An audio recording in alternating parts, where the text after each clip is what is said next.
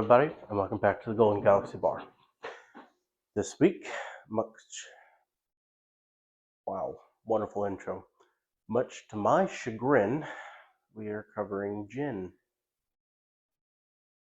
Yay. I don't like Jin. I will be upfront and very personal. I don't. It is dry and bitter and herbal, and it tastes like the bad type of medicine. It tastes like horrible, horrible oral medicine. To that end, there are very few drinks with gin that I can stomach. So watch me suffer for 30 minutes. Well, more like 15. I'm going to try and get through this as fast as possible. Okay, so gin originated as a medicinal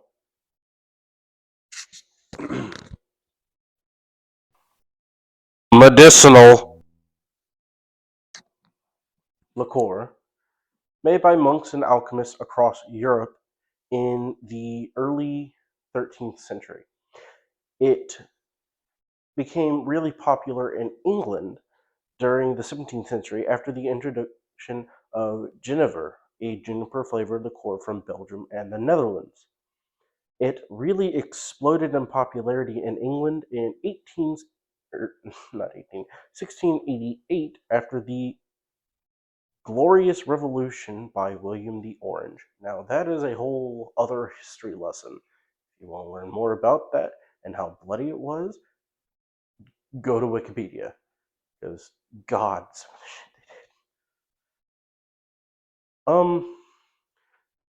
did. After the Glorious Revolution, the import of French brandy, which was the drink of choice before that, was sanctioned and restricted, meaning it was not very easily obtainable in England. So instead, they started producing gin.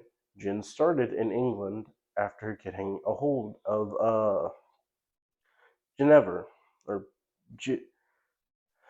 editor, put the name on here. Call me an idiot in the comments. Again, English and German, give me those. So gin is made a little differently than, say, a rum or a whiskey. So typically, with rum, let's use rum as an example. Let me get out my bottle of white rum. So, the way rum is made is sugar cane is taken, you boil it down, then you ferment it. After you get done fermenting it, you then distill it, which is you take the sugary water, you heat it up, and you let the water evaporate off, and you are left with alcohol after fermenting. So the fermenting creates alcohol, and then you distill it to get just the alcohol. So that is how rum is made. Gin is and whenever you get like flavored shit, that is made during the brewing process. With gin, they take a neutral spirit, much like vodka. They infuse it with juniper, which is a type of berry. Then they put other botanicals and herbs. Uh, this one has butterfly pea flower in it to give that distinct flavor, and why it's one of my favorite gins, even though I don't really like gin. And then it is left to infuse over a couple days or even a couple weeks. And then it is cleaned up for any imperfections in color and bottled and sold. That's the weird thing about gin is it's infused, which I think that might be why I don't like it. I prefer aged spirits, and gin is never aged. I suppose that I could try that, aging gin. I mean, you can age vodka. See no reason why not. That is on my list of things to do is side tangent here to get off topic. On Amazon, they sell these wooden caskets that you can age either spirits or whole cocktails in. And it ages it rapidly, because the reason why it takes years to age whiskey and those sorts of things is because they age them in massive 80-gallon casks. This is like a little half-gallon thing. So what I really want to do is take a bottle of Jameson, which, for those of you who don't know, is my favorite whiskey, put it in and leave it for like 6 months, which is the equivalent of like 40 years worth of aging, and have a 40, or might leave it a little longer, make it a proper half-century whiskey. But after I get done with my whiskey, I might clean it out and try it with a bottle of gin. Seems like a worthy experiment. But that is another video and another day. Now I have to drink gin. So, I'm gonna go get some ice, and I'll be right back. Hi, welcome back to my suffering. You may recognize me as such episodes as 10 seconds ago. I forgot to flip.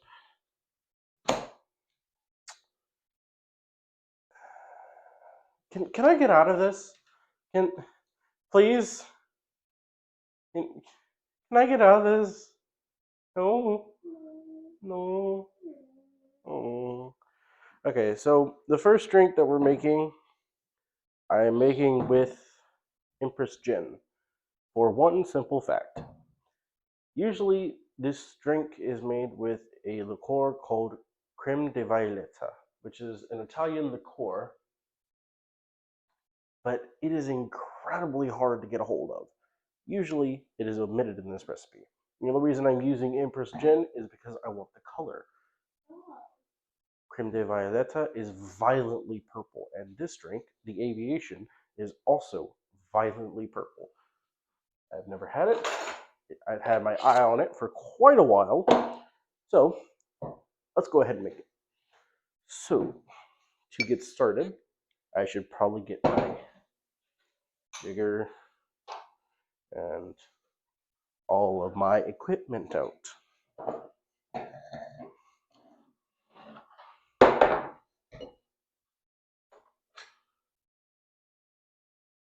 I don't have a knife. My knife is outside. Uh-oh. I don't have my pocket knife either. Well, folks, we're going to take one more break. I have acquired a knife. Next, if you're doing this at home and following along, make sure you have all of your equipment laid out before you. Okay. Cool. So, let's get started with 1.5 ounces of gin. Style points if you make it with Empress like I'm doing. Next up, we're going to need 1/2 of a lemon.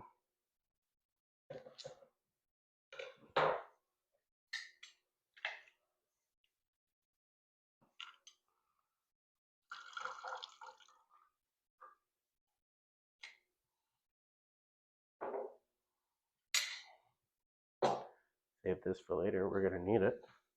Next up, we're going to need 1.5 ounces.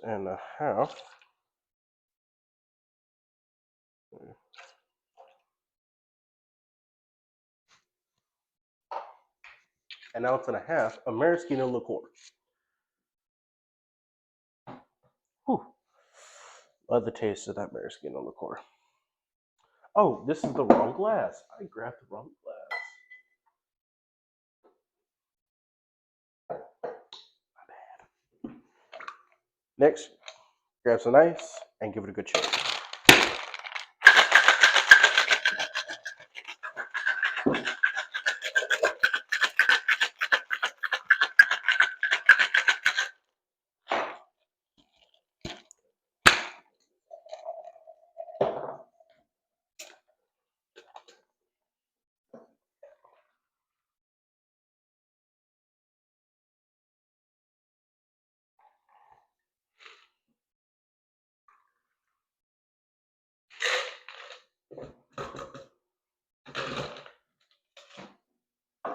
you to the side. And for garnish, we are going to get 3 or 4 cherries.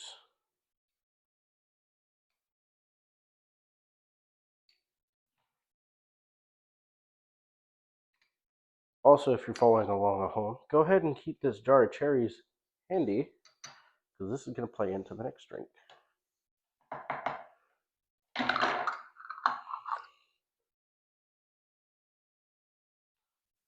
All right.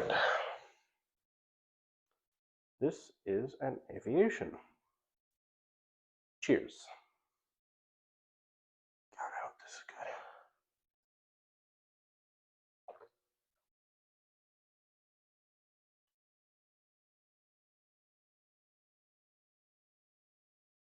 good. And this is why I like Empress. It is not, it's quite subtle. So, the gin is on the back note here. The forefront is the maraschino liqueur and the lemon. It's sweet fighting sour, and sour is winning. It's like a sour lime, or not lime, sour cherry. And then it has the juniper coming in. All important second sip.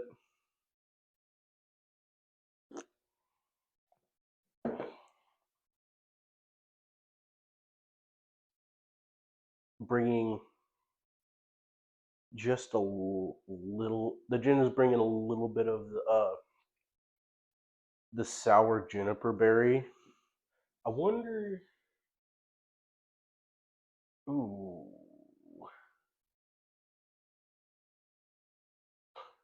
later. Anyways, wifey sips. All right. And Mike.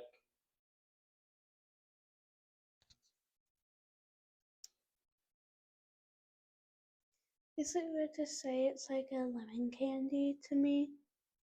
I mean, It's not too sweet, but it's like really sour, but not too sour. It's like a lemonade almost. like a lemonade that you forgot to add sugar. Yeah. But still really good. That's delicious, honey. All right. And as always, we will be saving these. We drink them off camera at the end.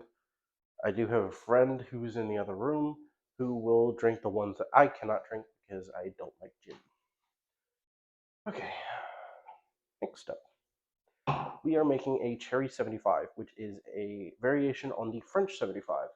For you, those of you who do not know, the French 75 is a drink named after the French artillery that held back the Furlis line in World War II. It eventually fell to the Nazis, but this drink was named after that because it hits like a cannon.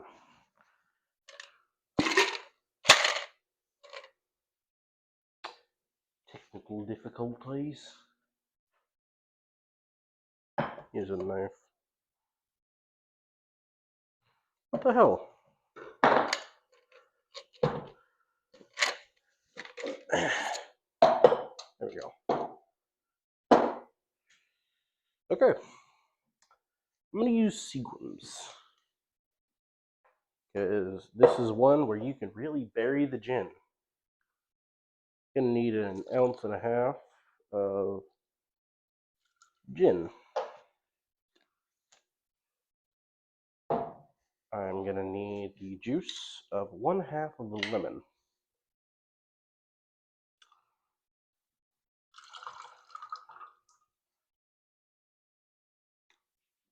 Toss that to the side. I am going to need 1/4 ounce of cherry syrup. Careful, if you put too much, it will be way too sweet. And don't spill it in all over the jar.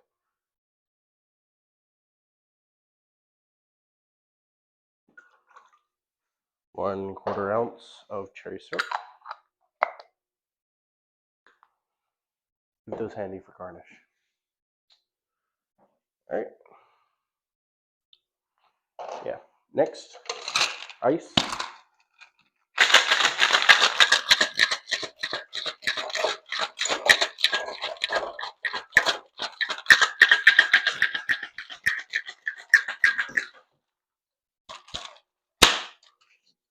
Pop that bad boy open. Get your champagne flute.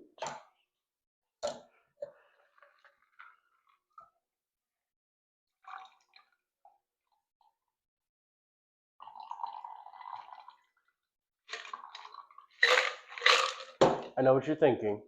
I'm not done. I know it's after New Year's, but a little sparkling wine never hurt anybody. Pop this bad boy open. Yes, it is still good. And go ahead and top with your favorite bubbly.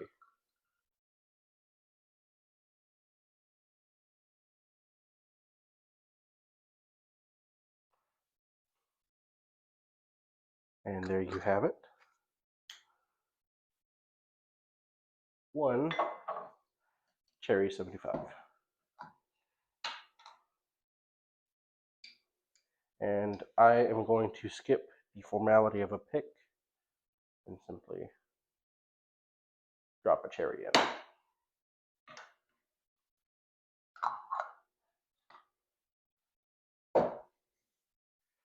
Alright, so I'm going to have to be very gentle on the sips with this one because it is a very, very small glass.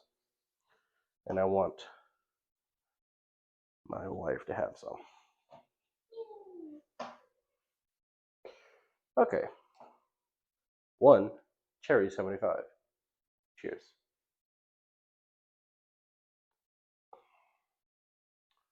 Jesus Christ. There's a lot going on there. Fuck. I feel like I'm back in the trenches.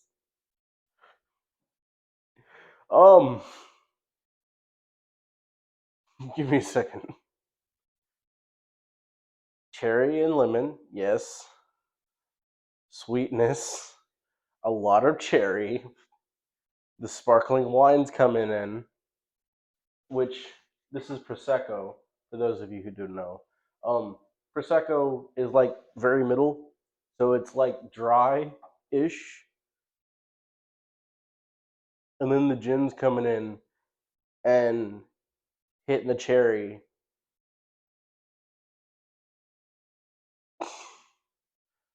Feel like I got punched in the face.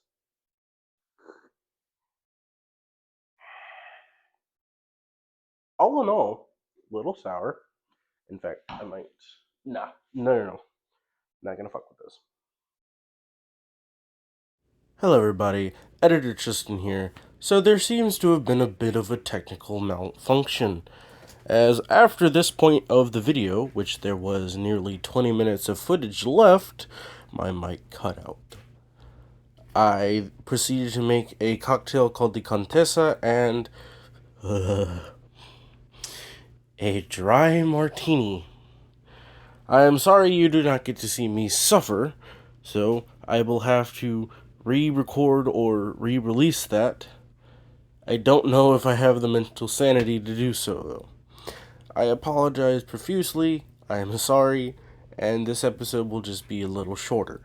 Next week will probably be old-fashioned episode, or possibly where I study the Manhattan. We will see. I do not know. All I know is it will more than likely be whiskey-based.